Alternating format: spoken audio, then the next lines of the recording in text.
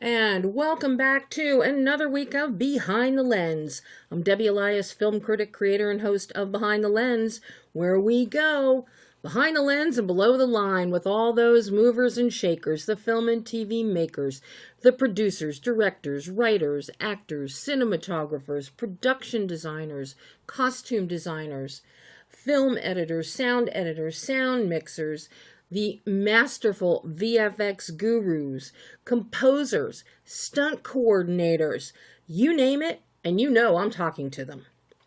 But this week, it's all about indie film and Dances with Films. That's right, Dances with Films is currently taking place right now at the TCL Chinese 6 theaters in Hollywood, with a whole week of cinematic delights yet to go.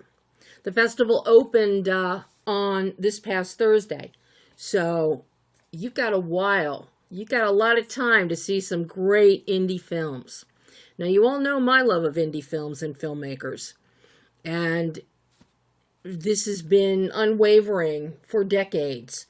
I broke my heart when LA Film Festival was no more. I covered every single LA Film Festival.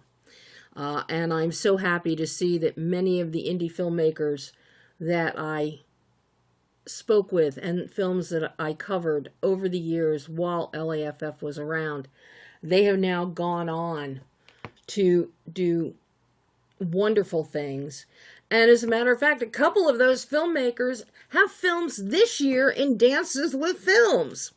So it makes me very happy to see that Dances with Films showcases some of the very best that indie has to offer, and not just indie films, but documentaries, narrative films, pilots, shorts, and I mean, they have really, over the decades, Dances with Films, Leslie has really upped the ante and turned this into a fantastic festival, and with a New York branch as well. There's now a New York Dances with Films festival, but there's nothing like an original. And that's what we've got here. Now, while I would love to talk about every film and interview every filmmaker for this Behind the Lens show, that's a bit impossible to do. So I'll have to make do with a couple of interesting interviews and some festival screening recommendations for you. So get ready, as we're talking about the comedy short, Bitch, I'm Early, and the documentary pilot, United Crafts of America, with filmmaker interviews on both of those. Plus, I'm going to give you some recommendations for a delightful animated short called POW, a strong drama called The Militia, and the outstanding documentary, One But Many. So, let's dig in and get started for today. Get ready for one of the most fun-filled and hilarious yet philosophical conversations about filmmaking as writer, director, editor, cinematographer Jesse Cowell breaks down his award-winning short film, Bitch, I'm Early, which is screening this week at Dances with Films in Hollywood. Bitch, I'm Early is brought to us by JESKID Cowell. You may know him from TikTok and YouTube. And this is a comedy short that follows two women in the corporate world vying for a promotion. Yeah, you all know what happens in those situations. Their conflict escalates from arguments to a race to the office. This 6-minute film satirizes corporate culture with effective comedic timing and increasing tension, while also providing tacit commentary on ageism, racism, and diversity. I laughed myself silly with this one, and I have watched it 10 times already. I kid you not. At 6 minutes, it was well worth an hour of my time, peppered over a number of days, to make me laugh and smile about something. Well, talk about laughter ensues in this interview and on screen as Jesse and I break down every production element of Bitch, I'm Early, emphasizing the importance of the craft of filmmaking. Jesse discusses cinematic storytelling and using visual techniques like Dutch angles, montages, slow motion, all to enhance the film's humor and satire. And in the case of Bitch, I'm Early, the importance of music and some fantastic compositions by violinist Elizabeth Sung. Jesse also discusses his casting process for not only this film, but his works in general, which led him to two fantastic finds for this film, comedians Michelle Batista and Jasenia, which then brings forth Jesse's thoughts on the collaborative process of improv. And let me tell you, watching Michelle and Jasenia is a masterclass in improv. These two are fantastic. And you're going to hear in this interview just how much or how little time they had to develop a chemistry. Jesse also touches on the broader themes of corporate culture, the importance of new voices in filmmaking, and above all, his recent rediscovery of joy in the craft of filmmaking. Filmmaking is a craft, people. When you break it down, when you look at all of the elements, it is a craft. And Jesse really has mastered the craft. And while I think that he could do a lot of long form films, be it a 30-minute short, an hour length, or a narrative feature length, this really is his bailiwick. And because of the joy that he has and his passion for making people smile and laugh and get a little silly with themselves in this world. He is a joy, an absolute joy. And personally, I can't wait to talk with him again or about his upcoming film, which is kind of sort of a sequel to Bitch, I'm Early. And just so you know, what you're about to hear is a trimmed version of our interview, which was originally 54 minutes. But I had to trim out part of it because we discussed his next film, which is still under wraps and confidential for now. But dare I say, I think I'm one of the only people that could end up with a 54-minute interview for a 6-minute film. But so here he is. Take a listen as Jesse Cowell talks about Bitch, I'm Early. Is it Debbie? It is. Is this Jesse? Hi, Debbie! It is. Hello. I had a lot of coffee, Debbie. How are you? I feel great. I'm sitting outside on a patio, and there's like ducks going by me and koi fish. I'm in Southern California, and I don't know how they got here, but I'm here with ducks and koi fish. I feel good. You sound... by the end of this call, you'll know everything about my life. You'll be tragically sorry. Oh my God! Well, you have had to have a lot of living to come up with what I watched in Bitch, I'm Early. Oh my... Thank you. Jesse! Sorry. Oh my God! It is hilarious. I think I've watched it 5 or 6 times already. I love you. Thank you. And I'm so tickled that after you won at Dances with Films in New York, that now the short is going to be here in Los Angeles for people to see, because it is a hoot and a holler. Let me tell you. Thank you. I try. You definitely. I'm a silly person. You definitely succeeded. Thank you. What comes through to me in the 6 minutes is the joy that you have for what you do. You cannot bring this kind of fun to the screen and capture it and convey it unless you're having fun doing it. It's very interesting that you say that. The process of doing this again, I've been doing this a long time, like over 30 years. And I've been through every in and out of the good and the bad of this business. And I spent many years on the internet because I just couldn't deal with that. And I just wanted to keep making movies and showing them to people.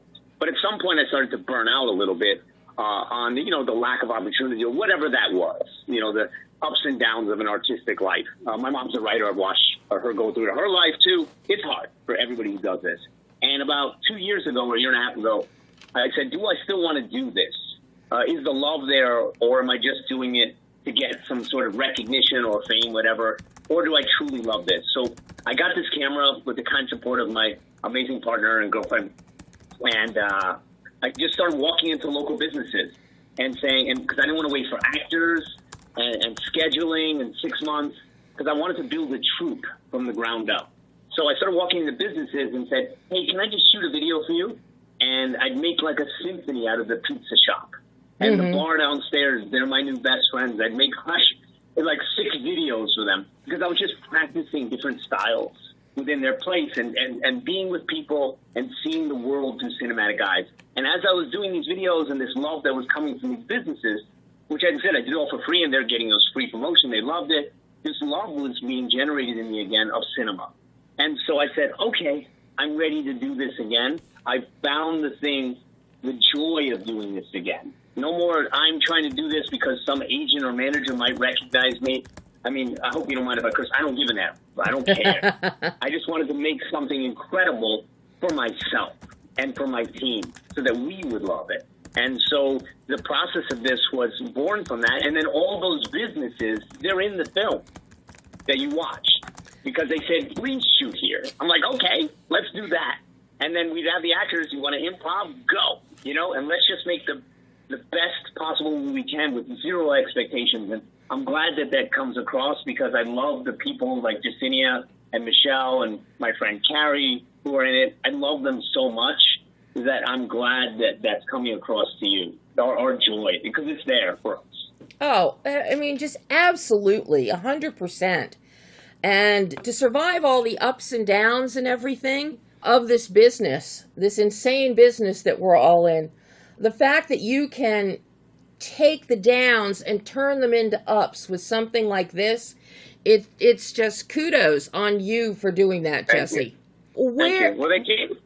Go ahead. I'm sorry. Oh, no. You go ahead. No, I was just say, this is one thing they're not going to take from me is my love of expressing myself, my love of film, my love of working. You don't get to own that.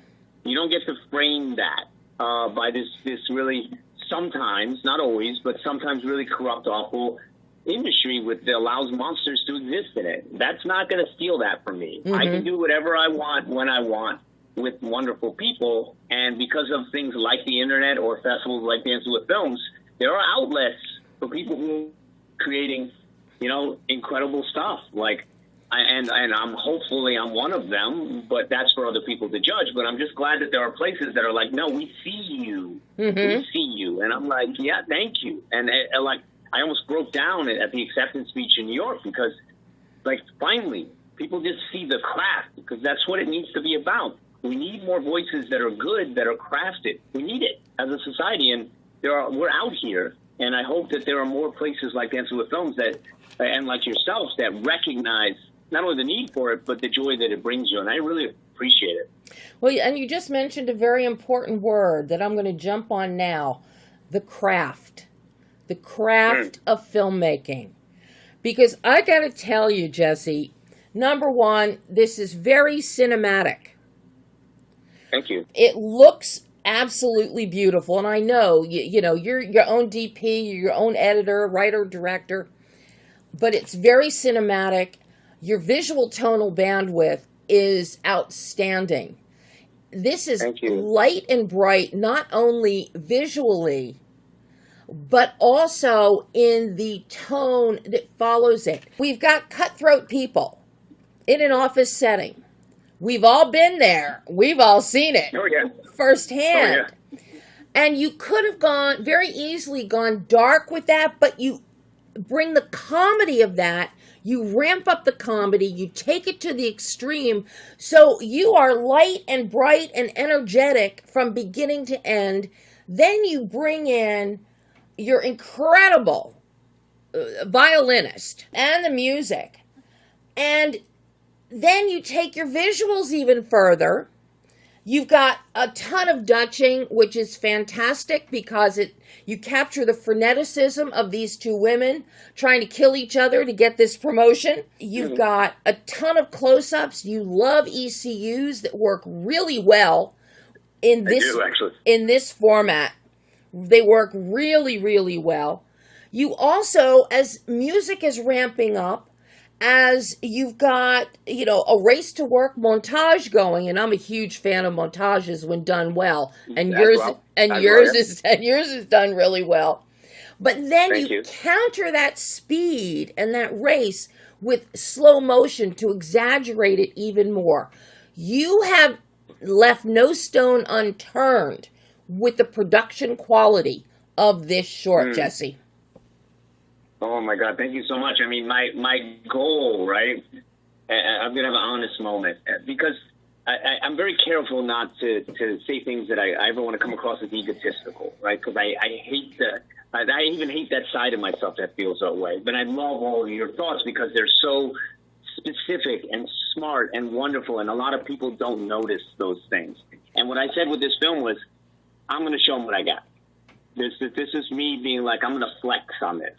Because I've done it for 32 years. I've done 2 features. I've done 1,000 pieces of content, and I'm a guy in a USC textbook. I'm a full chapter in a textbook. I'm written about my project. I'm a Webby Award winner, blah, blah, blah. I still don't even have an agent or a manager. That's not a woe is me because I took another path. That's just to say that no matter, I got rid of all that nonsense of crossing that bridge and just show them what you can do. And that's it.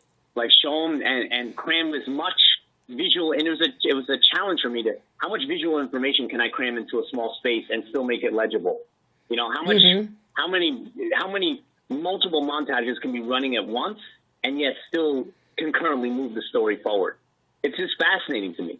And I love, the idea of, so just really quick, we reverse engineered this. So you were talking about the way the montage works is I had the idea for the original story, and then I basically made a tone map with music. That was about 6 or 7 minutes long, and then figured out the beats within it. This would happen here, this would happen here. Then I got closer and said this will be they're talking trash to each other, then their friends are talking trash to each other. And then I would write inside those 5 and 10 second blocks because I wanted it to be as much about a symphony of visual symphony as much as it was a musical symphony, and they were interacting.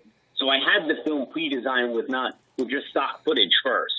And then we got on set, and then they did improv on top of that. And that just gave me more ammunition to try to load that montage. But that montage was, I went through 1,000 variations of that. I mean, there's probably hours left on the cutting room floor. And I'm glad to hear that you enjoy it. Thank you so much. Sorry that was really long-winded, but I get tunneled in. You can be as long-winded as you want with me. It's interesting for me because if you were here looking at my notes right now that I made as I was watching this, I have in there, race to work montage, violin, goes deeper, more bass, some nice tremolo is in there. Editing, speed increases at the 2-minute mark, driven by the violin. At 3:43, there's another shift with your Dutching. At 4:40, we've got them in a dead heat at the office building. And then you cut in the violinist at Grand Central. Then at the 5-minute mark, they both are in the building. They get there early. They catch the boss doing something you shouldn't be doing. And then you've got a tonal shift right there, but then you reverse it back again. And all of it it matches beat for beat with the music. Thank you. Well, I mean, the idea is, right, I love controlling. This is a very controlled film, but I love controlling the roller coaster ride. And I like to hit you with so many things that when you get off the ride, I want you to say, let's do it again. Because there's so much that you'll miss as far as just the way the beats interact. And, I mean, it's really fun for me to mess with tempo and then to mess with the audience a little bit, right? And I like the fact that I can sort of keep you on this, assault of things that are happening and then choose where you breathe. It's very conscious that it's the only time you really breathe is when the younger 2 girls, Michelle Batista, and I just love them so much. Michelle Batista and Jacinia just killed it as a combo. Their chemistry is crazy. my friend Carrie, he's in almost all my films, the guy who's handing out the leaflets, and Elizabeth Sue plays the violinist, and just brought such ferocity to that. We were running around for a full day just grabbing violin shots all over New York City, hopefully not getting arrested. We didn't get tackled at Grand Central, thank God. Oh, my God. I'm so scared. I'm going to get sued. But somehow we got that shit. So, so I like the fact that I choose where it breathes. So when she's coming down the stairs, it's basically one of the only moments in the film where there's a breath. Mm-hmm. And it's reversing. The whole film is reverse engineered from a typical film. I wanted to see, could I start a film with montage, and then back it, and becomes less and less montage and more towards a typical scene in the end where they're at the bus stop, right? So it's basically a normal film. You start with the bus stop, and then it builds to the montage. Mm-hmm. I wanted to see it. Could I do it the other way? And that's kind of the challenge in each film is how can I bend cinema to something that I haven't seen for myself? So at 3 o'clock in the morning, I'll be like, oh, that's pretty cool, you know? And I think that that's the job of all of us is to challenge, and maybe the thing that AI itself will struggle with, right, is how can a machine show us something we've never seen without understanding us completely? So I think that I'm hopeful that filmmakers that really try to push the medium, filmmakers like who made The Bear, or which is the editing in that is so brilliant, and they're showing you something that feels fresh. So hopefully I'm bringing that to the table. I'm really trying in this film and in this follow-up for a very new style. I love the reverse engineering of this tale that you're telling, because as you said, you would expect the film to open with the bus stop. And if you had a narrative in here, if you had a lot of exposition happening here instead of music, you would expect them to be sitting there and then start recounting how they got to that moment, and then maybe have a teaser right after that. But what you have done is you just hit us with the conflict immediately and the hilarity of it, and just let it escalate and escalate and escalate. Then we calm down a moment and then escalate. So you bookend this with heightened hilarity and escalation. Mm-hmm. And it is just so fresh and refreshing to see this, Jesse. Well, thank you so much. Wow. I feel like for some reason I'm harkening back to my mom saying, don't be fresh. And I'm like, no, Mom, I need to be fresh. Yes! Good. In this case, you need to be fresh. Well, it's funny because, look, I'm a middle-aged guy at this point, and I'm so used to being the young guy. Still look pretty young, but, it's so nice to hear because I think there's a fear, right, in our culture that just wants the new. Mm-hmm. There's a fear that, that you're going to be out of touch, but if there's also at the same time you want people who are craftspeople, right, to get better at what they do, and that's what I've really tried to do. I made 2 features of my own. I'm running around. I mean, this is a crew of 0. It's me. There's nobody else. There's no sound guy. Then once in a while, my girlfriend shows up and helps. Thank God, right? So, but technology got so good that if you know what you're doing, you can do that, and you want to make sure as your craft goes up that you're not losing touch. And what was very helpful to me was in 2021, I jumped onto TikTok very heavily because when I don't understand something, I really attack it, and I don't want to be left behind by a new voice. Mm-hmm. And I made these videos about working from home and a guy who wouldn't go back using improv with Zoom. And the editorial, I would spend a full day on 30 seconds, and cutting every frame. And we got 10 million views on TikTok. And here I am. I'm like, okay, I get this, the speed of it. How can I infuse my future work with this new way of storytelling? Because even me, who's at my age, I'm not old, but I'm not 20, right? Mm-hmm. So even me at my age, I have the ADD mind of a consumer now. I'm just like, okay, I'm bored. I get it.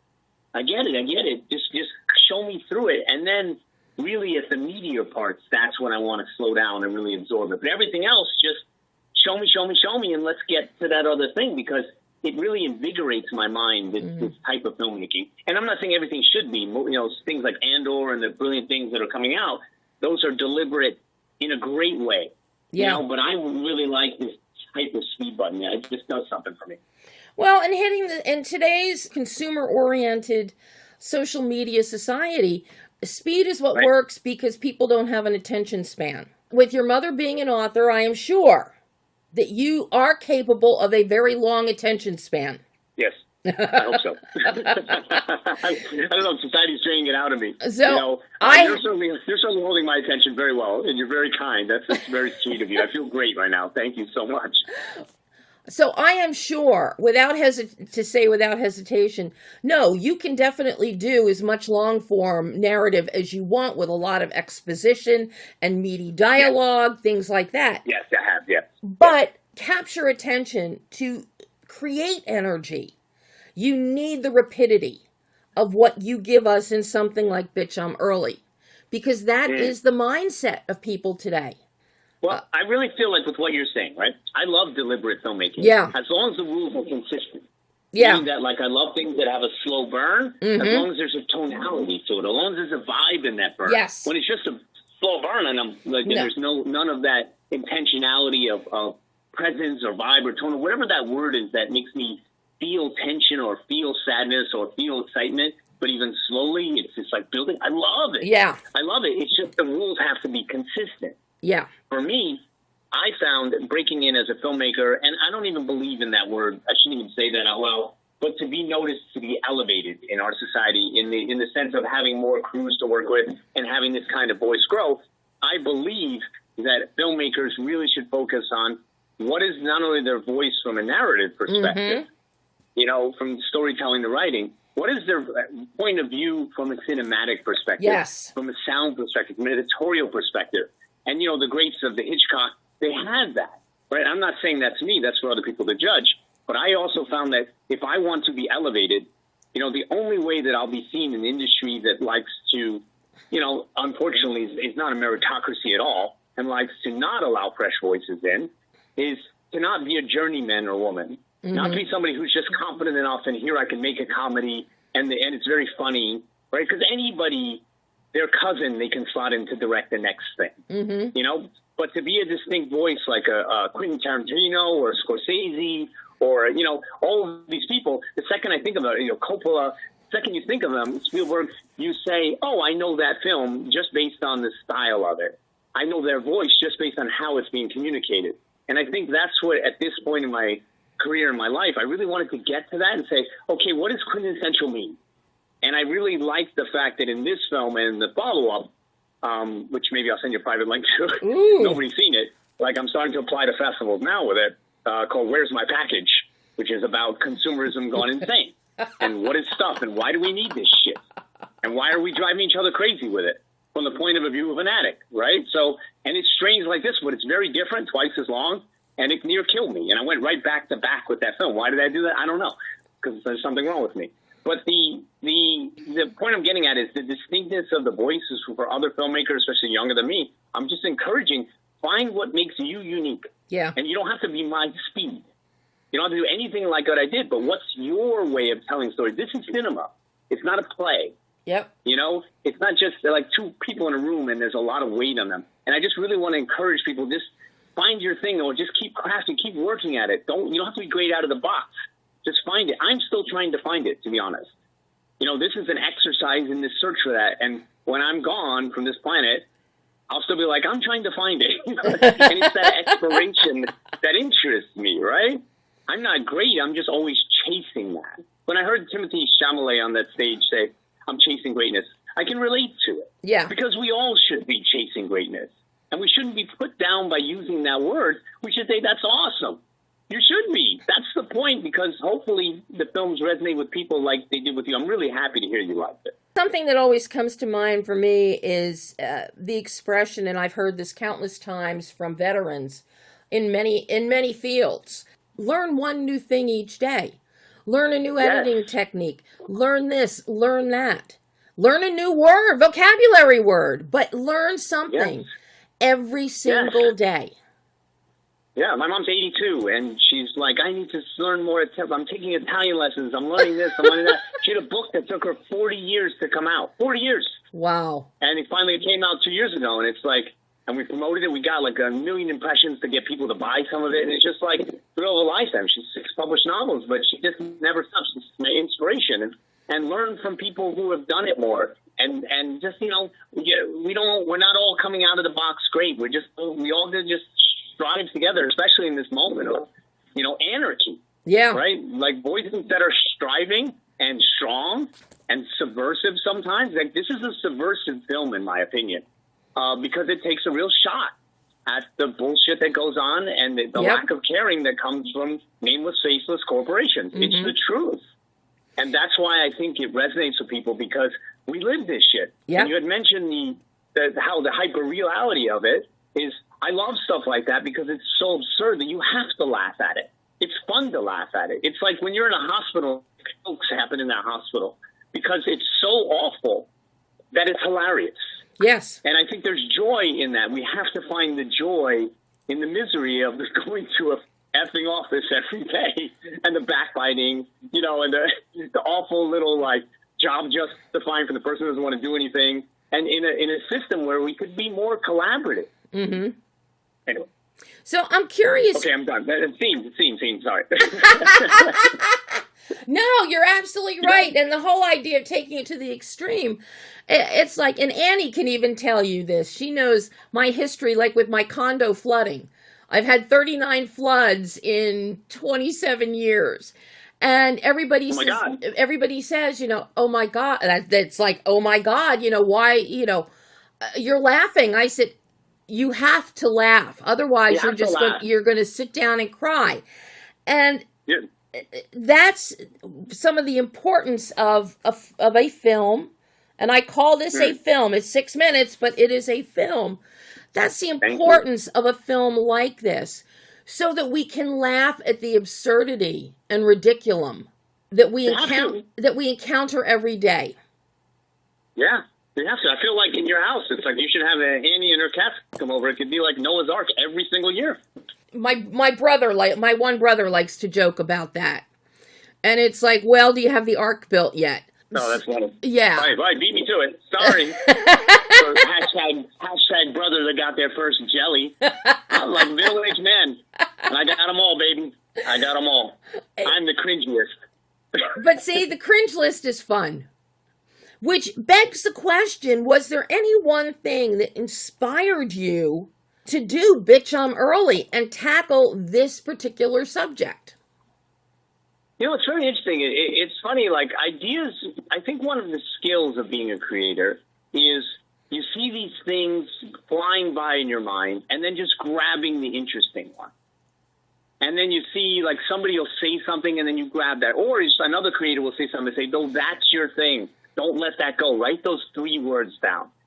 And I just was sitting at my computer, and maybe, you know, I don't want to go back to an office job. If the office is nice, I'll go. Don't get me wrong, right? If the people are nice and cool, I'd love to go. But I've worked ones where I just, you know, it brings out the worst in me. Like, even me, I get defensive, and, like, you know, it's terrible. It's just a terrible environment. And I think I was just sitting at my desk, and I just said, well, people are, and pettiness status fascinates me. Stupid petty shit, I think, is the best because it's insane. And but I'm not exempt. I'm in the matrix, in the petty matrix.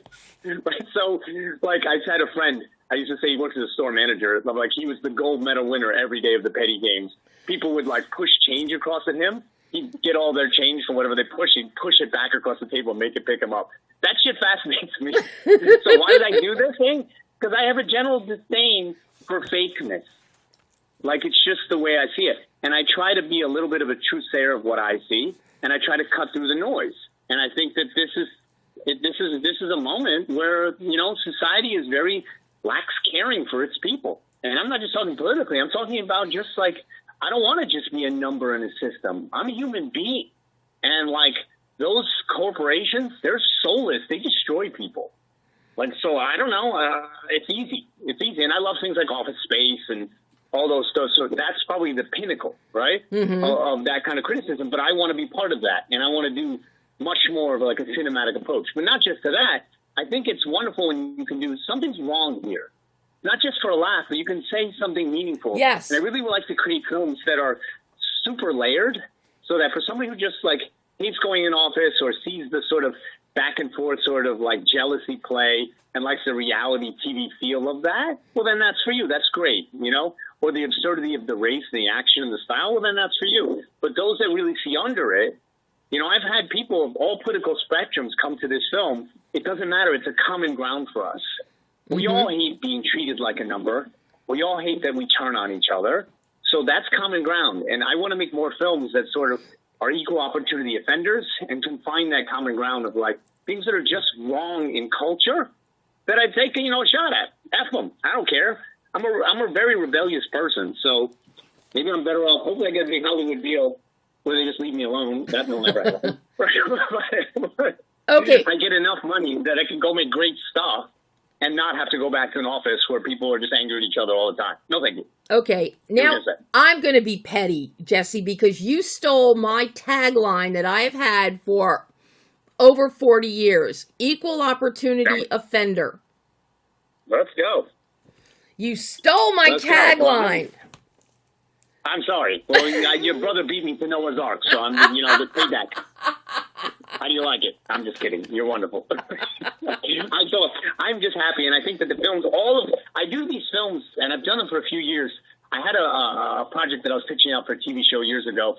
A lot went wrong. We won't go into it, but it's about student loans, and because I own student loans forever, and there's something horrifically wrong with that system. It's just messed up. So I made a whole thing, and I designed a short around it, whereas a bunch of people become anonymous types. These guys fumble their way through somehow defeating this system, which is awful.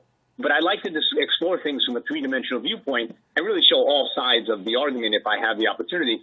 And I'm really interested in these, people are calling my films social comedy or something like that. There's some merging of those words.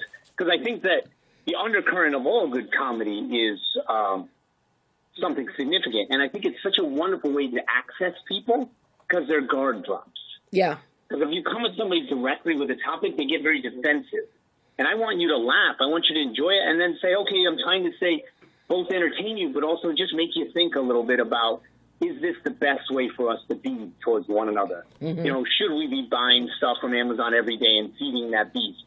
Why are we told that we're not happy when we don't have that stuff? Why have we convinced ourselves? What happened to just okay, I have, this TV stand from 1992 that still works. Why do I need 17 versions of it in different plastic colors? Yep. Because I can order. And that kind of entitlement, and also a system that's just so awful about getting it, and customer service that's a nightmare. This shit is just, it's easy for me to go after, and it's fun. And so I think that entertaining people with that is my goal, and if I don't get the opportunity to do it with a big budget, I don't care. I'll just keep doing it. I don't need them. In fact, F them. I mean, it'd be great to not have to carry that camera everywhere, but my life will not be framed by this corrupt system. I refuse. And I think there's other filmmakers out there saying, I'm just going to do my thing. I mean, I reached 10 million people in 2021. Okay, I don't have the money, but I have the audience, so that's great. This is what I get into this for. I didn't get into it to be Hollywood famous. If that happens, that's a byproduct. Yeah. I think the work should always be the first thing, the craft.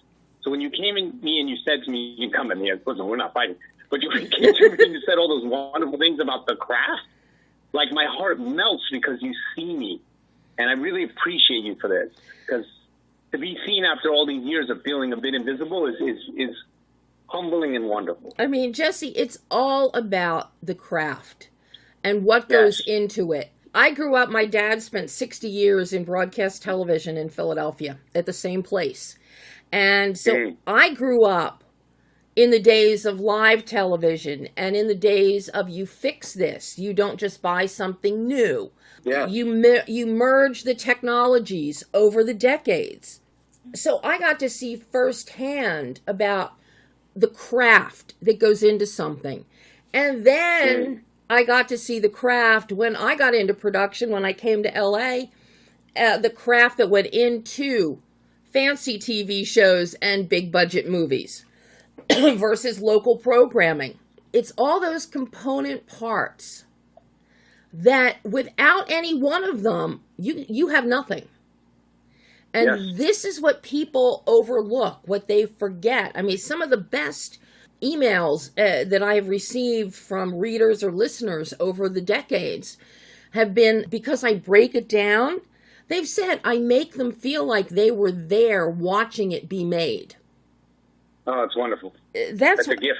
It's so important that people do appreciate, and they may not understand everything, but they need to learn the component parts.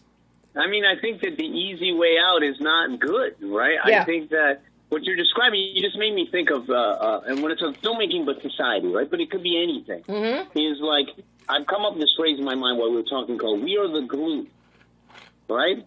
The people that are striving for other people, the nurses, the teachers, the person that's landscaping here, that doesn't get caught up in this and that, and they're so focused is being a great teacher, being a great, educator, or really keeping that person alive and going the extra mile. This is the glue that's holding us all together. Mm-hmm. And I think that the more we encourage it, the more we see it, the more we focus on just doing our absolute best and not just, being disillusioned by a system that is not actively but passively disillusioning us all, takes us out of that. So we are the glue, and we're the only thing keeping this thing together. Yeah. And we being not me, all of us who are still out there trying to hold on to some sense of sanity in a effing world gone mad. This is insane. Social media, algorithmic approaches, uncaring corporations, and just being a number. Like, this is insane. It's insane. So for me and for you and what you do, obviously, in your show is you're crafting through that. You're cutting through that noise. And we hope that kind of response that you do, that I do, and many millions of people in this country and world are trying to do is just, we are the glue, and we're trying to get through that noise. I just use this very particular, twisted, way I view the world in cinematic mind, and there's something wrong with me, / right with me, depending on who you ask, to do it with the skill sets that I've been given and really worked on for over 30 years. So I'm glad you like what I do. I really appreciate not only your mind, but your approach. I think we need a lot more people like you, and a lot more festivals like Dances with Films that look for people like me. We lost a big one when LA Film Festival, when Film Independent shut that down, because that, for decades, that was such an important festival. And I'm happy that Dances with Films really stepped up and really expanded and picked up a lot of what Film Independent threw away. Dances with Films is a very important festival, and to see it expanded to both coasts now is fantastic. Now, I'm lucky to get into both. I'm very, very unfortunate. I'll tell you. We won New York, which is wonderful, but for me, it's just I'm at the level of my career, the stage where I'm appreciative of somebody that says a kind word, brings a coffee. Everybody helps make this happen. That festival encouraged me enough that I felt a lot more confidence going to my next film, so they played a role in my next film. I mean, it's all an ecosystem. Yep, absolutely. Now, I do have to ask you about a couple of pieces of the glue that help bring Bitch I'm Early to life, and that's Michelle Batista and Yesenia. Wow. Mm-hmm. They're crazy, right? Number one, where did you find them? And number two, you had mentioned earlier in our conversation about ad-libbing, improving. How scripted, how structured, how much ad-lib was there? Because I got to tell you, their facial expressiveness, their body language speaks volumes at conveying the situation and each of their perspectives. Talk to me about finding these two incredible comedians. They're both AI. I'm just kidding. Can you imagine? In this world, somebody's like, oh yeah, that makes sense. No, so what I do over the years, right, is I'm constantly collecting resources. I have the guy who plays the boss. He's been in my films for 32 years, since I was 19. And I just go back to the well every time because I know greatness when I see it. I spot it in a heartbeat. And I don't care if the industry has recognized it or not, because all I need is greatness. So when I see people like him, I just yes, go to the source of amazing. And so with Yesenia, I met her at some party maybe in 2011, and I thought she was amazing. And I said, okay, keep her in mind. So I just store her in my brain. And then I used her for the student loan thing that I did a film in this bit part where she plays a manager that's yelling at everybody to get off their personal calls, but she's on the phone gossiping. And she was so phenomenal that for 10 years I waited for the right part for her. because I think she's the next, she's the Latina Bette Midler. She's incredible, her facial expressions and her range. And then with Michelle, the thing I did in 2021, the TikTok thing, she did a part with me in that improv day. She was working with my friend Justin, who I mentored, and I saw her in his film. I said, let me try her out. So I organically started working with her. She came out, did a test footage with the new camera, just to see the vibe and, the chemistry between us, and could we get along? And she was so interesting, had such a vibrancy to her. And I said, wow, these two are going to match. Right? And so I just knew it. And they had never met until the bus stop scene. Wow. Because all of it shot independently. And they had 20 minutes to get to know each other before that scene happened. But there was something about the two of them, boom, it was instant, their chemistry. And every single screening of the film, they compete on stage. It's hilarious. One will say, like, I support you 1,000,000%. And then the other will be like, I support you 1,000,001%. It's so sweet and fun. It's hilarious. And they're just wonderful to work with. Carrie, who plays the guy who hands out the leaflets, he was in my student loan film. We got a couple million views on videos on TikTok together. The guy's a genius. And I found this genius guy who does voiceovers for, like, audiobooks and, like, Spider-Man. And, like, he's that good. So the way I approach it, and Elizabeth was a violinist. I walked into my favorite Japanese restaurant, and there was a violinist playing in the Japanese restaurant. And I was so inspired by, like I said, walking around just shooting things. I said, I got to shoot this incredible, interesting person. I ran home to get my camera, and I knew the manager there, this wonderful Japanese woman, Stephanie. And I said, can I shoot something? I came back, I shot a video, I made it for her for free, and I was like, here's a video for you. And then I cut it to her music that she's also a composer. And she looked amazing, and I'm like, she's so cool. And that turns out it was the manager's daughter, who's also, like, plays these incredible violin events. And then I said, I'm making this film, and I had this wild character for somebody I was calling Lady Fate that could be like an omniscient voice in the film. And I said, that piece. And so all these pieces, and then friends, Shari, the hairdresser, friend of Justinia's, and she's amazing, had great energy. Hillary was somebody I met through another friend. And I just spot these things. I'm like, that's shiny. I could pair that with this. And the first thing I do is I make sure that they're nice people. That's the number one thing. It's like, I don't have time I don't care how talented you are. If you're not a nice person, I can't get you there because we don't have a bond or a trust. And then once I start making the film, as I'm going, each scene that I create, I send it to them to show them how good they are in it and how good it's going to be in my eyes. And that starts to amp them up. So by the time we get to the last scene, they're all in, meaning they trust me implicitly. I trust them. And we have that freeness. So you asked me about the script. So, yeah, go ahead. Justinia, she's a genius. Carrie, the leaflet guy, he's a genius improver. So I'm like, yeah, just make up some stuff about this. Let's do Save the Bees. And then he's like, Beat Colin, whatever he said, like, he's give me 40 versions of it. And what Justinia brought was she started to I wanted to have an element of, like, there's a layer of classism in here. There's a layer of ageism. Like, there's a lot of sort of, like, this is also a generational fight between these two ladies. But, Justinia really helped introduce that. And so when we're shooting, she'll say something, and part of my writing brain says, stop, explore that. So I'm almost writing and guiding the improv, if that makes sense. Like, I hear it, and I know I need to go in that direction. And then I'll take it in this direction, take it in this direction. So it's like, at that point, I'm just guiding what they're bringing to the table. It's them. It's their genius minds, but I'm the funnel because I know where it needs to go. And then I have just more ammo. And I get it home and I'm like, they were awesome. This is easy at that point. The hardness of this one and the one that follows the next film is they're jigsaw puzzles that only my mind can figure out because it's designed them. And then when I put them together, it's this collage and you go, I really hope this crazy collage works. And then we won't get into the car and going through the city because I don't want to spoil too much of it. But that car, which we took out the logo, we digitally took it out because we didn't want to get sued, right? Because you know what that car is, right? And like when it showed up, and my friend was coming to town, Alex, and he does these events. I'm just going to say the name out loud. He does these Ghostbuster charity events, and he builds these cars. And originally they were going to get an Uber or something, and I didn't know how to do that. But I just knew that the piece needed to be done. He's like, I'm coming to town. We're doing the 40th anniversary of Ghostbusters. I'm like, hey, you want to be in the movie? That's how we do it. Because the resource presents itself, you have to have the mind to say yes. Yes to that. Yes, 100% yes. If you showed up to me tomorrow and you were like, hey, by the way, I'm an experienced pilot, or I jump out of planes. Do you want to get a shot of me jumping out of a plane? I'm like, okay, let's use that. If it fits, because why wouldn't I? Because so production value wise, especially on the next film, goes through the roof. Like we have an entire warehouse, like with like packages and shipping, because I did some jobs for this warehouse. I love them. They're like, I said, I'm not going to develop this further unless you tell me I can use your warehouse because I can't make this film without it.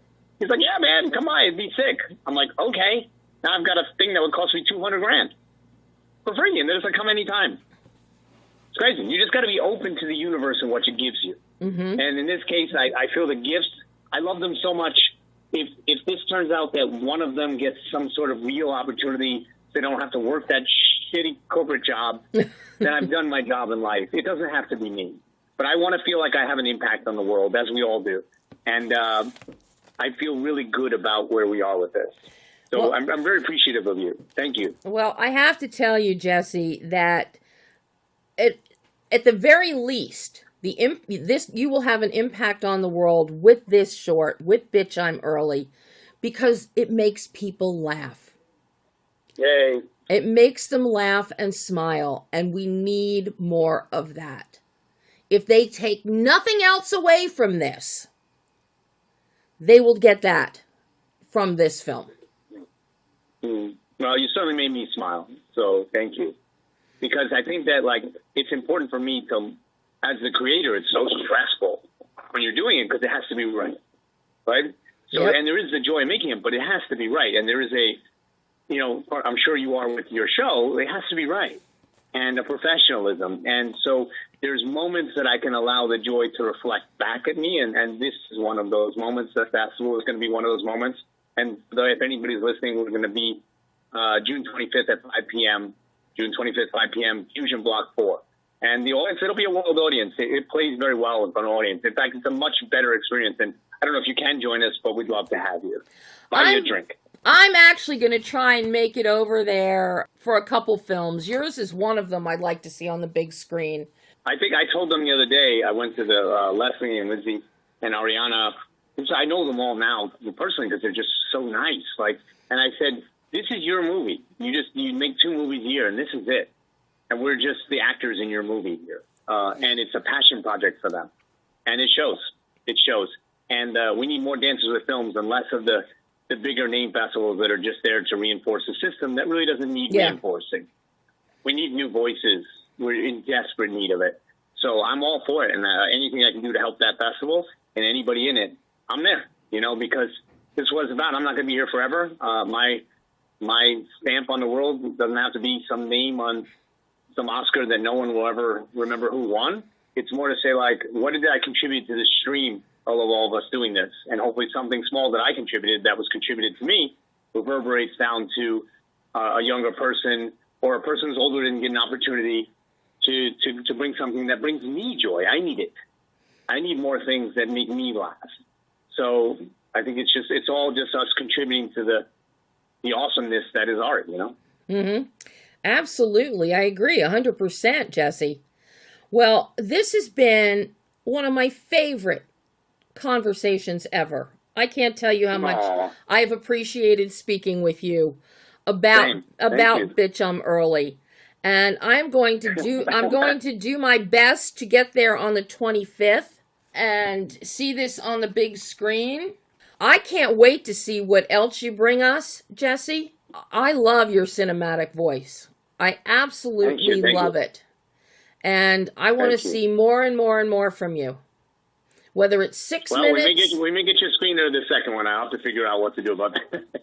Well, And hopefully at the end of that one, you're not like, oh my God, this guy, I never want to see him again. No, I'm kidding.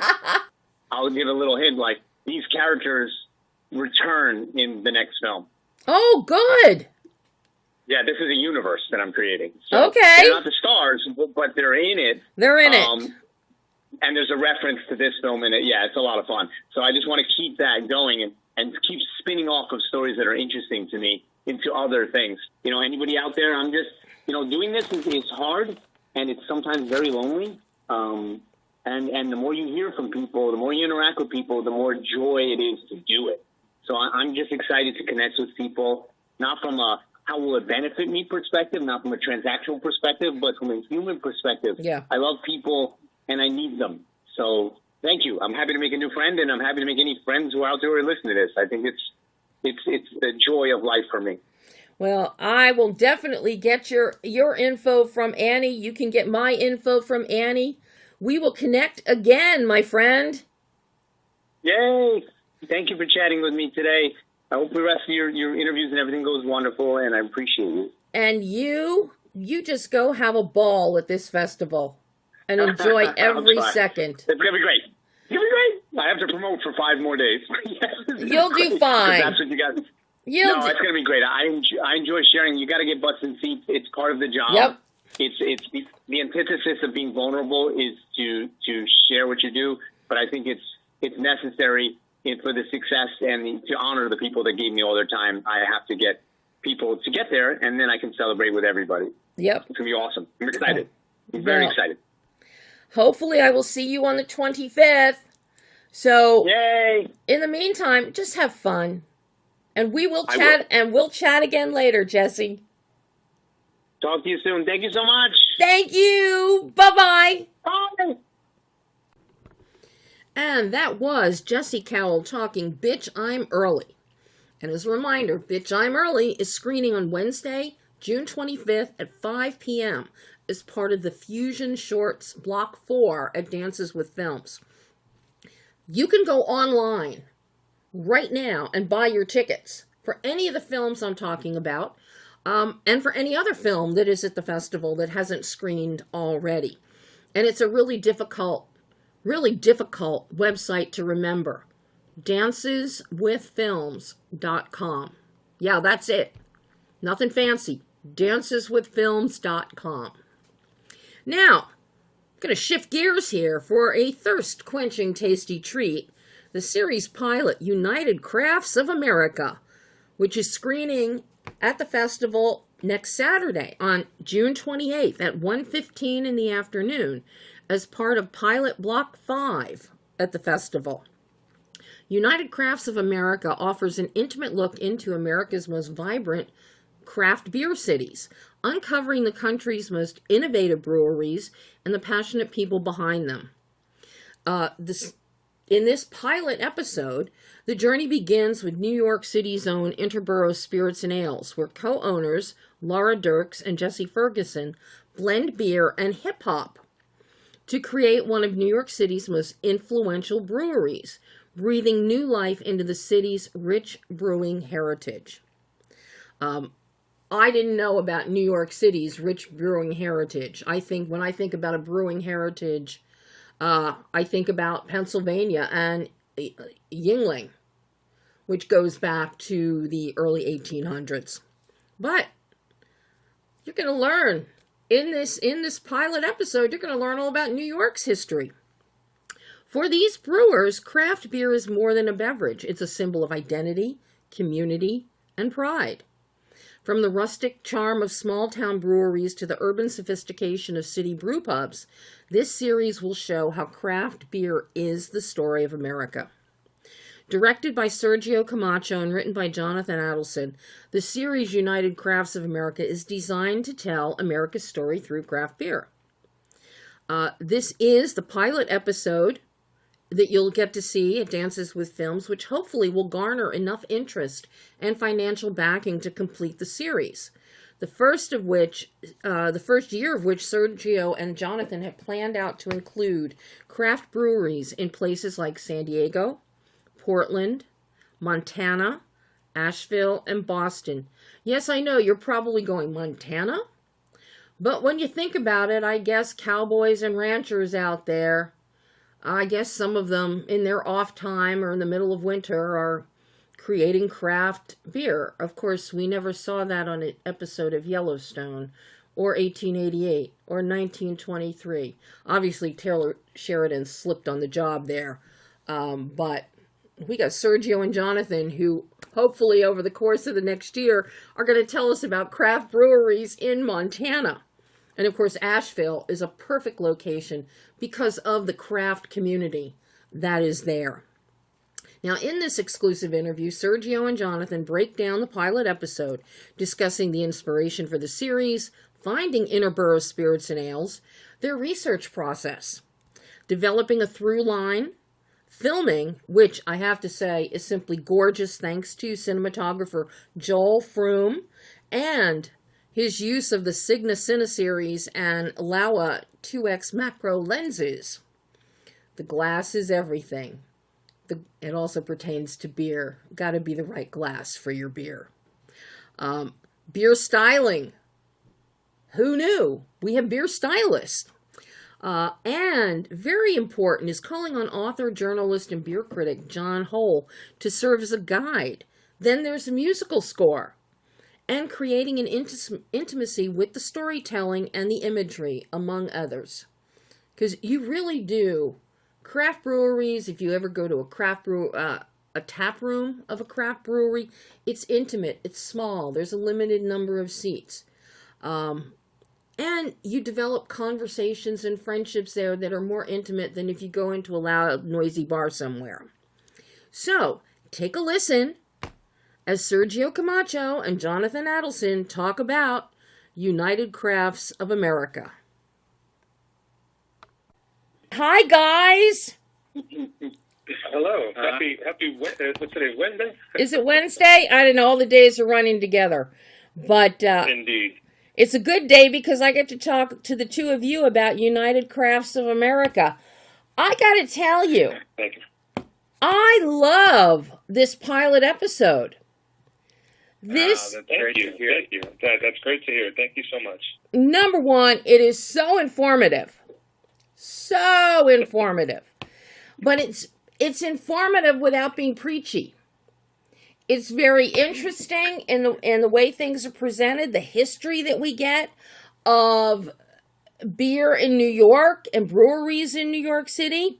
John Hall is just amazing as one of the main guides taking us through history and beer. But what really holds the attention is Joel Froome's work, your cinematographer, Dina Winter's incredible beer styling. The imagery is so fantastic. It is this is a gorgeous, gorgeous episode to look at. It's very Thank you. Very kind words. It's very cinematic. I love the color and the vibrancy and the visual tonal bandwidth that you create that just draws you in and makes you want to hear what's being said and learn about not just interborough, but history of beer. So, guys, where the heck do you start creating something or crafting something, shall we say, that is this fantastic?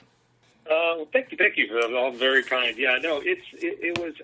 This was a product of kind of. I got into craft beer somewhere around 2018. A cousin of mine lived in New York, and he said, we would go here, we would go there. He said, you need to stop drinking that whatever you're drinking. And I'm like, okay.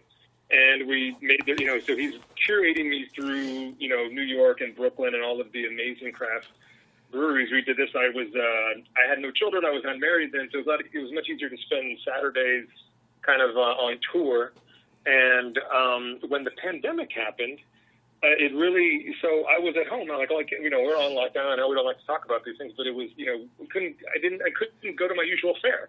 And so I did there was a delivery service that delivered craft beer that was curated from around the United States from very unique breweries, and it would show up in this giant box. Again, we were all locked down. There wasn't too much we could do. And I remember it was a Friday afternoon. I opened this big kind of, Christmas present box, and I'm lining up all my beer, and I'm sitting out on my deck, and I'm, open one, and I look at the label, and I look at the side. And I said, there's a story in every can. This is like an episode in every can. And because we were on lockdown and all those kind of things, I sat there and started to write the idea out. But when you go one beer at a time, when you go one brew at a time, you go one state at a time, there's a story of the United States. And there is, as I started to do, I was really inspired by Ken Burns' documentary series on Prohibition. And that's where kind of I melded the idea together, because it really is, the United States is when you talk about, prohibition, it really reveals our values, which is don't tell me how to vote, don't tell me what to do, but least of all, don't tell me how to drink. And I think, and when I would meet I would meet this brewer or meet, this brewery, they're saying the same thing, because it basically means beer my way. And I like that. And that really is the spirit of America. That is the American spirit. And when, so I met Jonathan, and, in a very random circumstance. And one of the last things, we were just talking about projects and, what are you up to, kind of a thing. And we didn't know each other.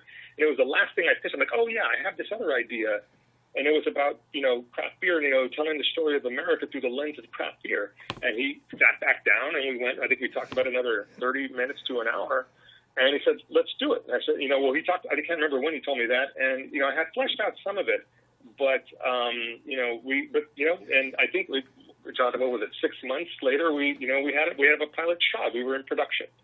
And, and again, I appreciate everything you're saying about the visuals and those kind of things. I'm very, when people ask me about it, everything is very intentional. I have a long career as a creative director and producer and those kind of, but to me, the visuals are very, everything is very intentional about not just what we're seeing, but why it's important to the audience and why, it's New York, but, as a pilot, our series is intent on going, I went to Portland a few weeks ago. That's one of our episodes. I'm going to San Diego next week.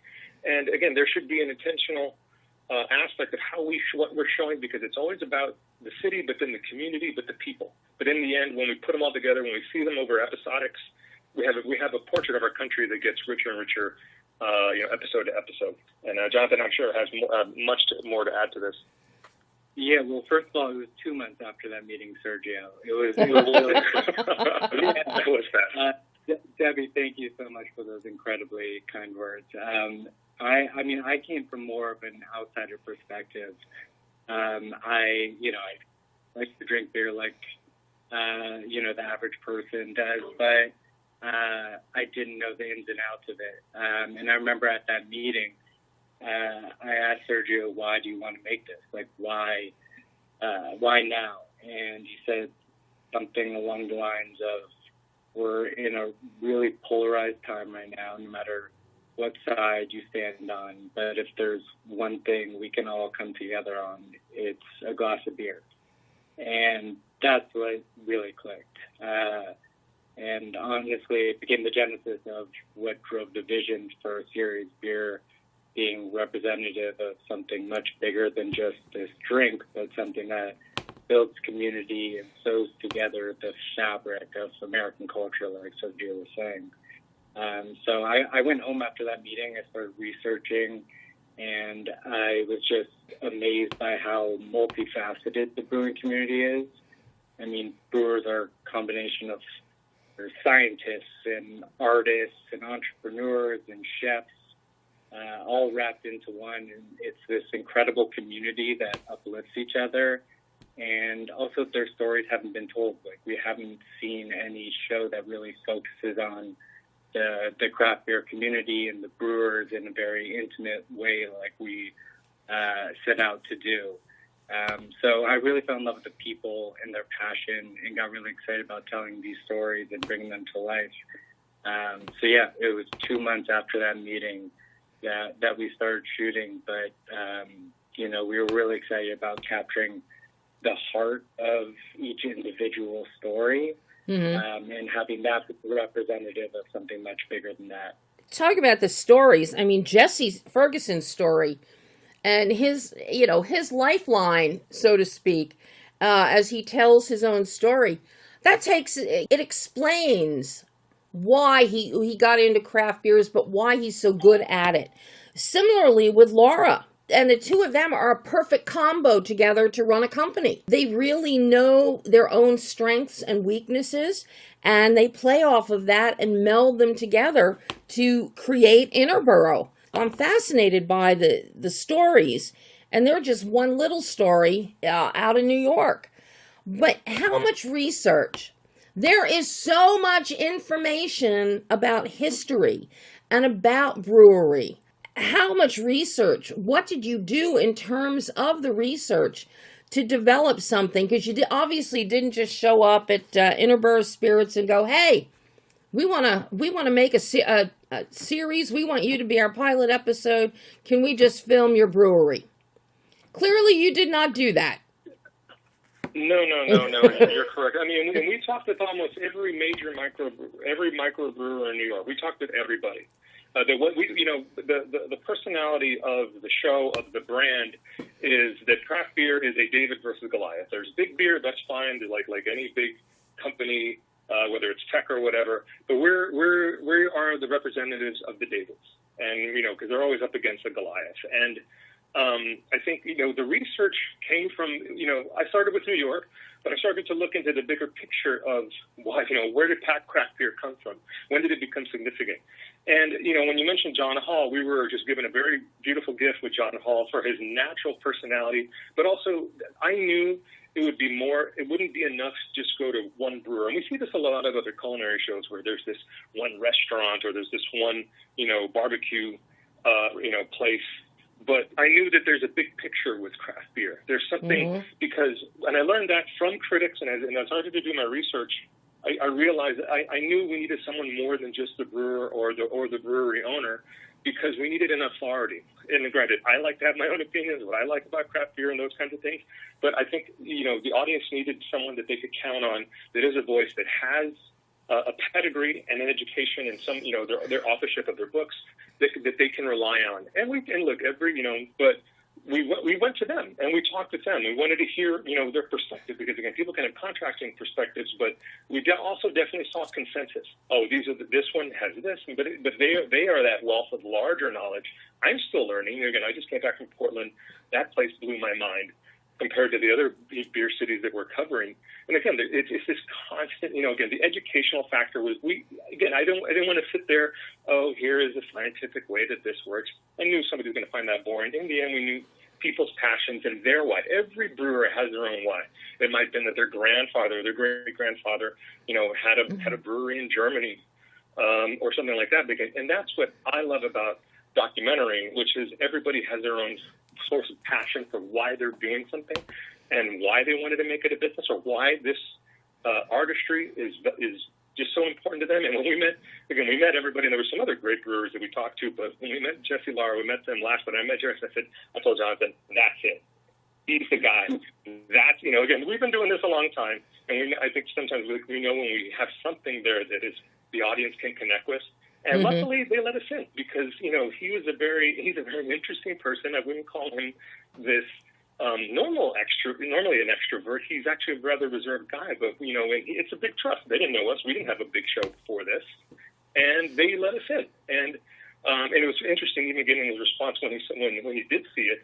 And it was a big leap of faith on both our parts. But again, he had a beautiful story. They have a beautiful story that we think is indicative of, again, the American spirit. And on top of that, first of all, we got very lucky with John Hall, who is a historian himself, and gave us a full runway to really dive into the history.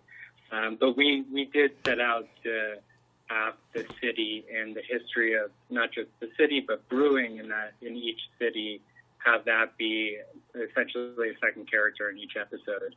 And after we met with Jesse and Laura, and they told us Interborough, the name Interborough comes from a brewery that was across from Ebbets Field in the early 1900s.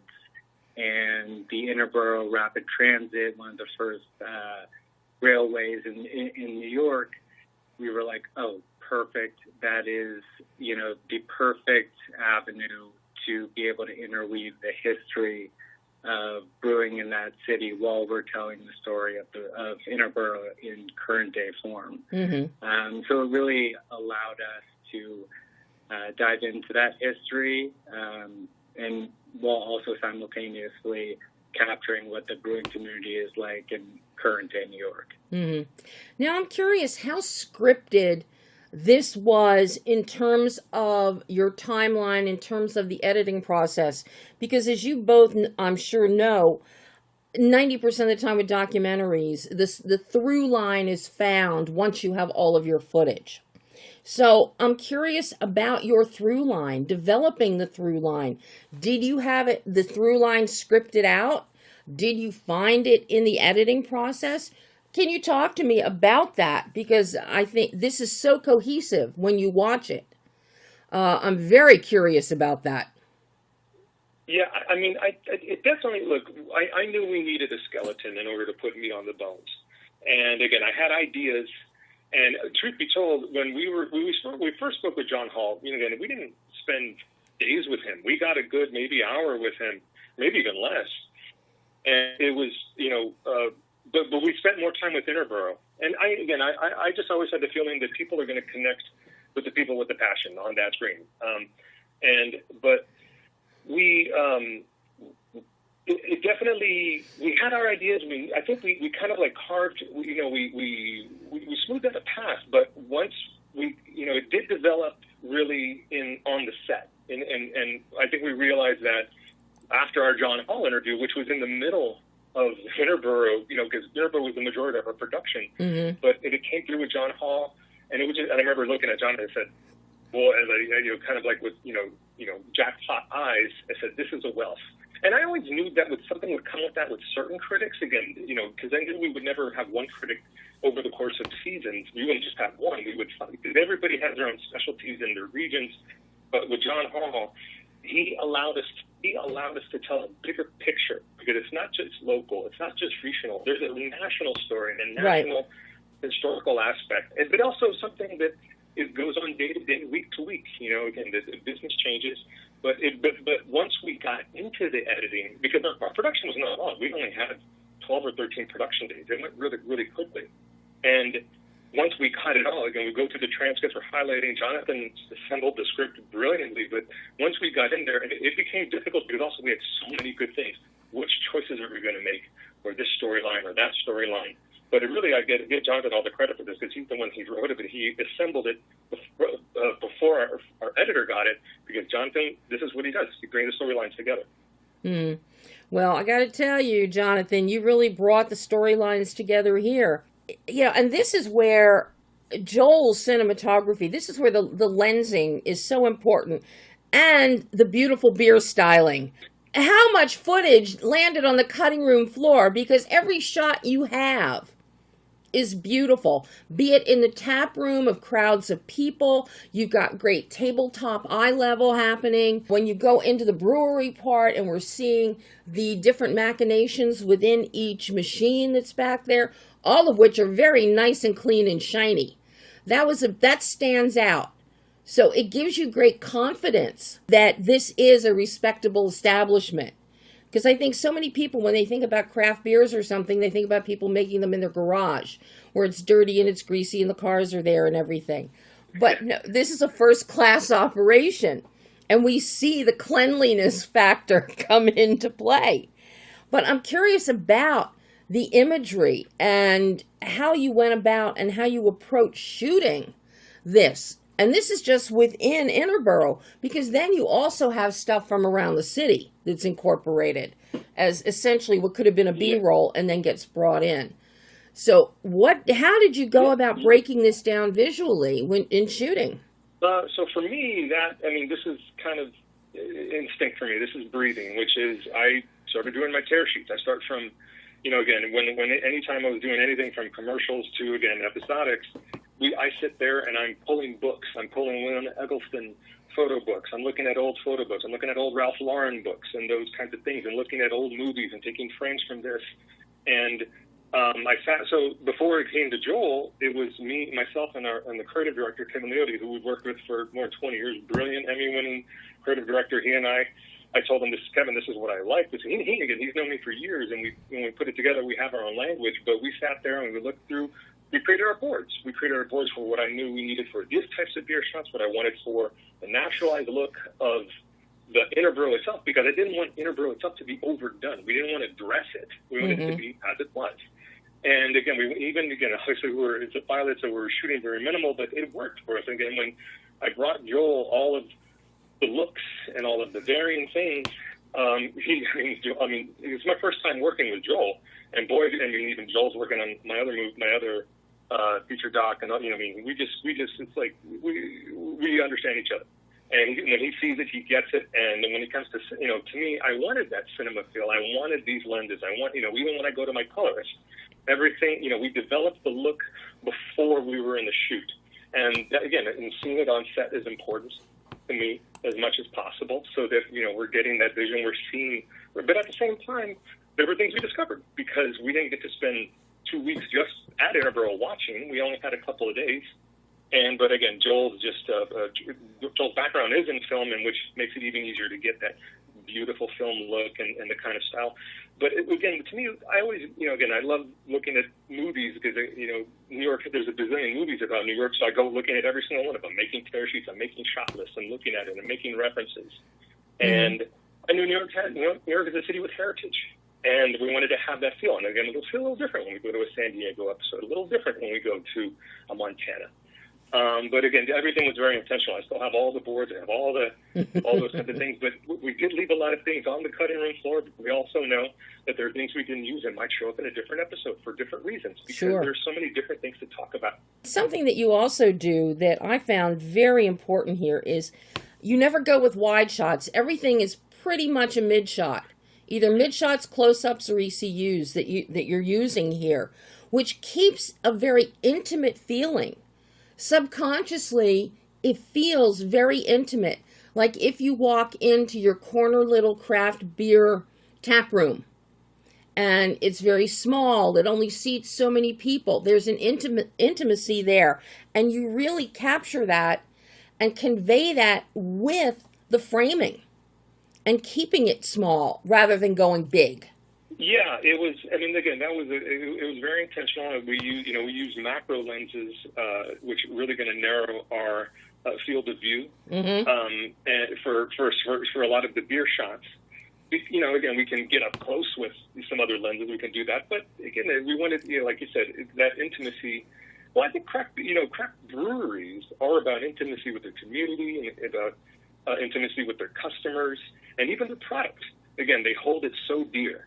And if the one thing is off, they move heaven and earth to keep it something that they find tells their story and is part of who they are.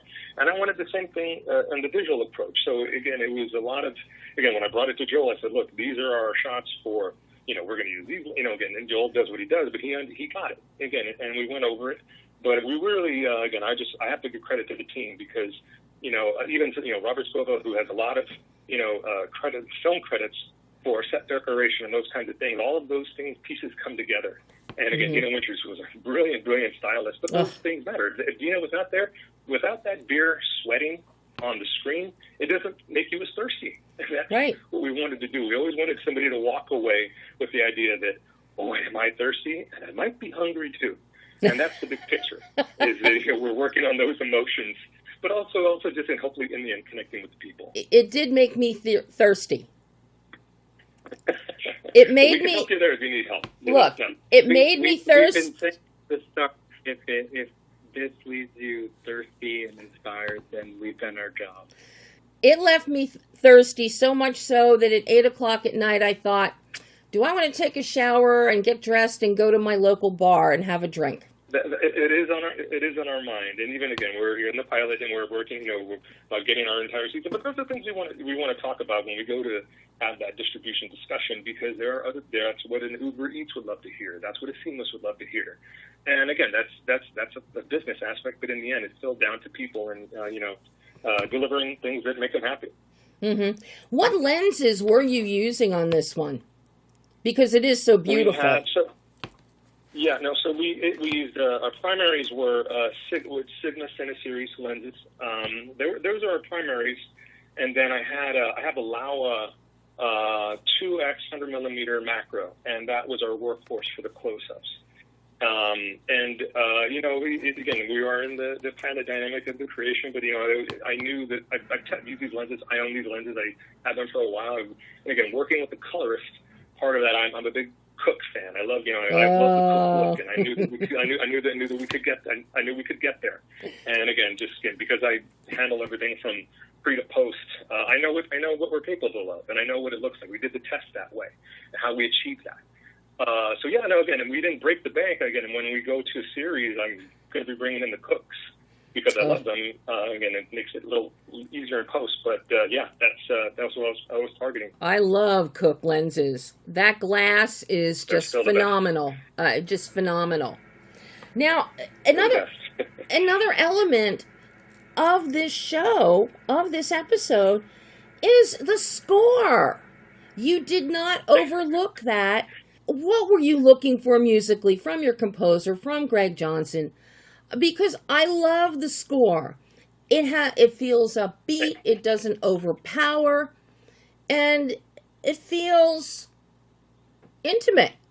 You know, just like the film, just like the show. Thank you. No, it's funny because I met Greg when I was looking for a composer for my feature documentary film that I'm finishing as we speak. That's how I met Greg. And look, I'm not. I don't think of myself as a musical person. Like I don't. You know, if you give me my dad tried to make me learn the guitar. It just couldn't happen with me. But I know what I like.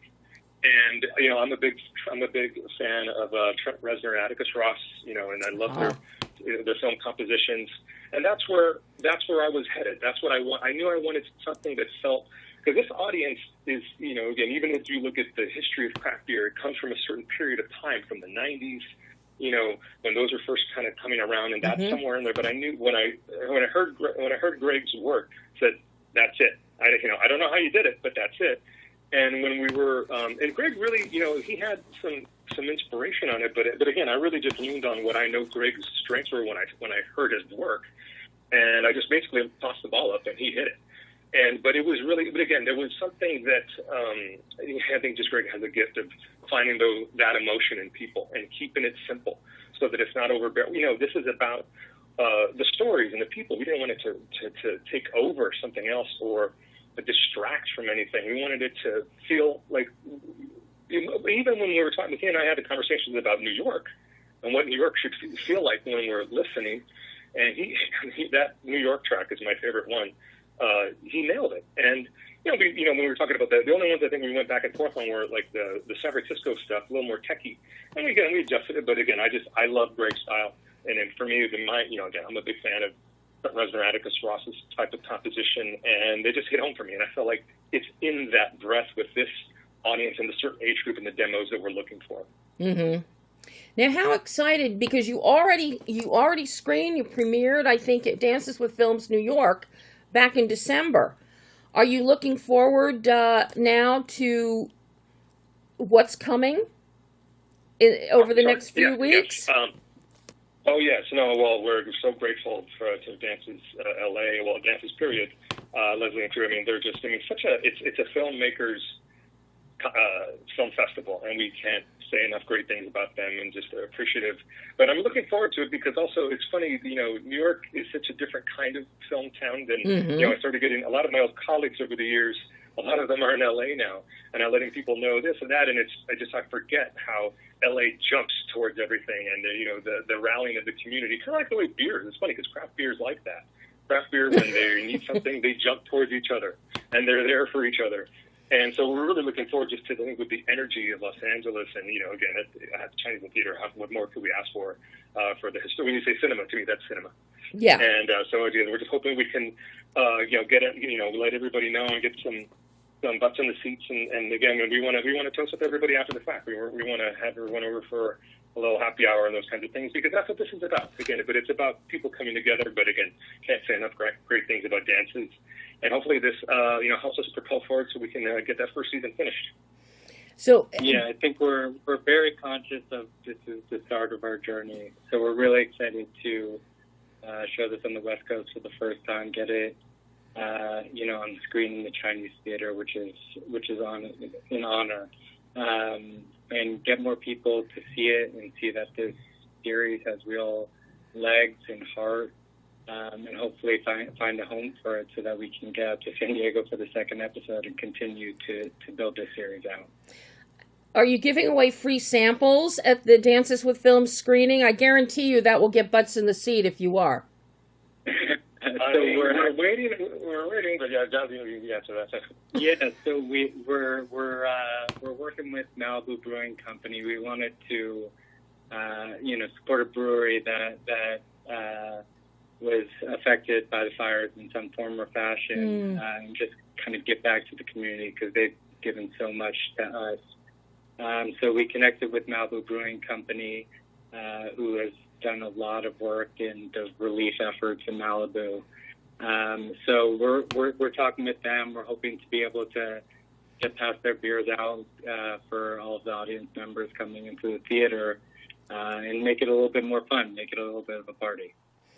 As any alcohol-themed show or film should always be, a party. You know, Indeed. That is my mantra. Gentlemen, depending on what happens, how many episodes do you see for, say, a season? Our first season is earmarked at 6. Is that right, Jonathan? Yeah, so 6 episodes. So we have San Diego, Portland, Montana, Asheville, North Carolina, and Boston mapped out for our first season. I think that's a terrific geographic breakdown, because Asheville is so craft-minded with everything. You know, when we first mapped out the season, Asheville wasn't on our list, and the more people we talked to, every single person brought up Asheville. They're like, you have to go there. It is such a special town. They're doing amazing things. They're really pushing, everything forward, and people are looking to Asheville for inspiration about what's new and what's upcoming. So we're really excited about it. It's got a really special craft beer community and very distinct from the other ones that we're looking at. And that whole area, too, they're still recovering from the hurricane flooding that hit them. Yes. And we're looking forward to hearing those stories, hopefully at the right time, because, again, the show, not just about the entrepreneurs of the business, but again, it's that people, when we get knocked down, we get back up, and not just a business, but a community. And again, that's to me, that's the heart of the show. That is the heart of the spirit, and it encompasses so many things. So we're looking forward to. I'm going to be making that trip to Asheville, probably in August. It's the only city I haven't been in that's on our episode list. So that's going to be a fun one. That is the one. Just telling me what you have planned. Knowing that community there and some craftspeople there, that is the one I'm really looking forward to seeing, for the very reason of the crafts, the community, the intimacy, and what craft beer, how that binds all that together.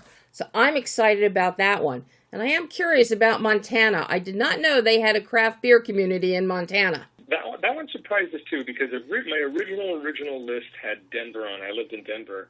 And we got, again, when we talked with enough critics, and it's not that we're ranking these in order, like the order is what, again, we let the audience decide and let the people decide for themselves. But it's funny, when different people I've spoken to, critics, they said, oh no, you have to do this one first. And I said, don't forget, we kick off season 2 with a big hit. Again, there's just so many cities. There's so many, again, I think there's the marquee ones that kind of like are in all the magazines, but there's a lot of these, undiscovered gems and rare places too that we're looking to showcase again. And once we get our legs under us, and once, we're a little bit of an audience has seen, what it's about, and we're looking, again, that to me, the United States is such a big country, and it's bigger than Europe. And Europe, you have German beer, you have French beer, you have Australian, again, but we're one country, and that's the reason that there's so many different within it. And again, but again, that's why it's the United Crafts of America, and that's why this one's different than you find in going to different beer countries in Europe. Job so well done, guys. When are you screening at Dances with Films? June 28th at 1:15 p.m. June 28th. Well, and that's perfect because it's a Saturday night. It's a Saturday. Yes, it is. So nobody has to come to our. No one has to go to work. Hour afterwards. We're buying. Come on over. Nobody has to go to work the next day, so it's a perfect time slot for you, guys. This has been so wonderful getting to chat with you. I truly love this pilot episode. I can't wait to see the whole series get done. I'm very excited for it. Thank you so much. Because given the level, the cinematic level of excellence here, I have no doubt everything is going to be just as excellent. This is a very tasty treat, guys. I got to tell you. Okay, thanks so much. So thank you. And maybe I will see you on the 28th. I'd love to. Please let us come have one with us. We're hosting. So. All right. Thank you so much, guys. And that was Sergio Camacho and Jonathan Adelson talking United Crafts of America. And again, it screens at Dances with Films on Saturday the 28th at 1:15 p.m. And a little tip for you that you might have picked up on that the boys mentioned. There might be some little brewery samples happening there to wet your whistle. So that's an added reason to check this out on Saturday. Now, before I leave you today, there are a few other films that I want to mention and want to get on your radar, either for the future or so you can check them out at the festival this week. First up, it is already screened, but it is a short animated film that I have to mention. It is a pure delight. It is called POW. It's screened on the 22nd. But be on the lookout for this little gem on the festival circuit, because it's going to make the rounds. Written and directed by Joey Clift, POW is the story of a Native American kid named Jake, who scrambles to charge his dying video game console at a bustling intertribal powwow. Calling on his own roots as an enrolled Cowlitz Indian tribal member, POW is an animated comedy about Joey's own experiences attending powwows as a young Native American kid, and how loving video games and loving your culture don't have to be mutually exclusive. POW is absolutely heartwarming, adorable, and funny, with charming, vibrant animation, melding different styles. It includes opening titles that look like vintage gaming pixels. Particularly outstanding, and the color. Love the use of color. It's fantastic. Particularly outstanding is the voice work of Angela Startz as Jake's grandmother, who provides Jake with some real wisdom, as all grandmothers do, and a bit of history lessons thanks to the wonderful in the mind's eye elements of Native American history, as grandmother is kind of explaining things to Jake. Kids and parents alike are going to relate to POW, no matter what age, no matter what ethnicity. So please, you already missed it at DWF, but put it on your radar and keep an eye out for POW down the road. It is one of the best 8 minutes you'll ever have. It is just absolutely charming. And hopefully down the road, within the next week or two, I'll speak with Joey and get a formal interview up on the making of POW. Now, another film that deserves mention, I haven't done interviews on it as yet, but I'm anticipating to later this week. It is The Militia. The Militia makes its world premiere, people, at Dances with Films on Wednesday the 25th at 7 p.m.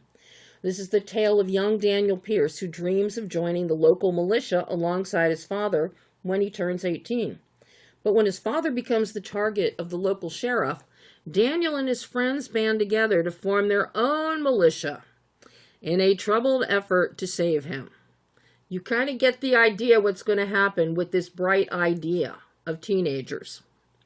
The Militia is written and directed by Dylan King Welter. It boasts solid production values and a breakout performance by Sam Williamson as Daniel Pierce. It's an incredible drama, and it speaks to our times. So I encourage you, if you're at the festival, if you're heading there, this is one film you might want to put on your radar, or go to the website, buy tickets, and get yourself all locked in for Wednesday the 25th at 7. Now, lastly, I would be remiss not to mention this documentary. The outstanding documentary, One But Many, directed by Jana Giacopa. This is an unflinching documentary that investigates how human-wildlife conflict has become the fastest growing threat to endangered wildlife species, and how human-wildlife conflict is being weaponized, used against the very people and animals it affects most. The film exposes deep ties between the trophy hunting industry and policy decisions driven by both the United States and African governments, leaving communities and wildlife in deadly peril. But in parts of Kenya, where trophy hunting has been banned for decades, there are extraordinary models of coexistence that are not only emerging, but they are thriving. With raw truth and radical hope, One But Many dares to reimagine how humans and wildlife share space in an increasingly complex world. As I said, this is directed by Jana Giacopo, co-written by Jana and Joel Oliker, and was filmed in Zimbabwe, Zambia, Kenya, South Africa, Botswana, England, and I think possibly in Tanzania, but I'm not sure on Tanzania. Consider this as a strong primer on the human-wildlife conflict in the world today, while providing us with many reasons to be hopeful for the future. Make sure to check out my interview with the film's editor and co-producer, Marie-Noelle Marquise, which is already up on my website and out on social media platforms. And that will give, we did a really deep dive into the editing and storytelling process for this documentary. There's so much information in this documentary. I really hope that it gets broken out and we see, there's so many topics in there, from the trophy hunting to moving the Maasai, cutting down on their land, to the issues of poaching, poachers becoming guardians of the wildlife in various African nations, some of the rhino preservation, including, we hear again about the sad story, the tale of losing the last northern white rhino on the planet back in 2018. In our lifetime, we are watching extinction of these beautiful and majestic animals of many breeds, from cheetahs to rhinos to hippos to elephants to lions. So I really encourage you to see this movie. Now, on the plus side, Freestyle Media, Byron Allen's Freestyle Media, has purchased the distribution rights for One But Many. When that's getting released, I don't know. There's no information on that as yet. I spoke with Marie earlier today, and even she doesn't, as being one of the producers on the film, in addition to the editor, even she doesn't have information on a public release. So this is your chance to see the world premiere. This is the world premiere of One But Many. So Dances with Films, Sunday, June 29th at 2:30 in the afternoon. See it before it even hits the rest of the world. As a reminder, Dances with Films runs all this week through the 29th. So head on into Hollywood, check out some films, sit in some air conditioning, since temperature outside is heating up. You can get the screening lineup and info on all the films, as well as buying tickets in advance at, I'll give it to you again, www.danceswithfilms.com. So, a very long show for you today, but Dances with Films only comes around once a year in LA. So, that is all the time we have. Next week, I'm going to change it up a bit and dive into something darker for you that I think you'll like. So until then, I'm Debbie Elias. This is Behind the Lens.